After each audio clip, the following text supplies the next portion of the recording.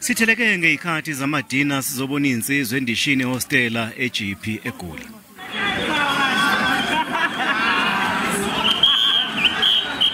Lapha besimenywe uqinisela magubane wasemahlabathini kwaZulu Natal obenzela amadodakazi akha amabili Indishi ayemula nje ngompumfu.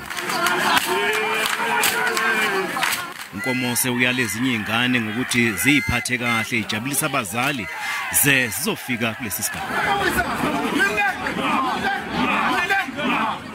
Isifiso sami nami ukuthi angathi nengane okuyiyona ebonayo mhlambe nayo abazali bayo bajabulise njengalena yasekhaya okuyiyona esijabulise ngayo ngakho ekhaya. So nezomakhelwane noma ngeyona omakhelwane kodwa njena mhlambe ibe nalo uthando nesifiso ukuthi angathi nayo ingagcina ifikile kulesi sigaba lesi.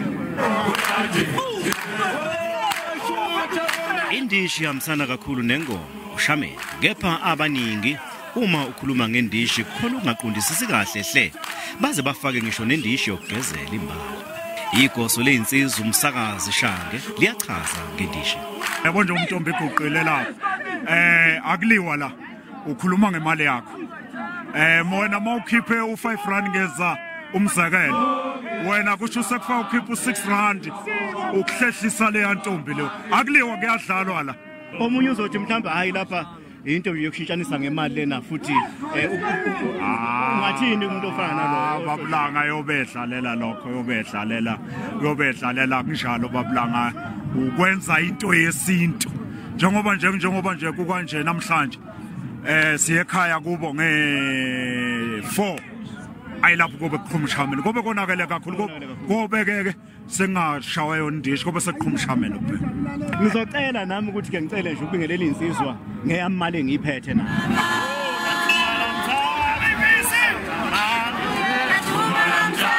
Kunomcimbi kembukeli uhlawula kakhulu impela uma ungaqaphile.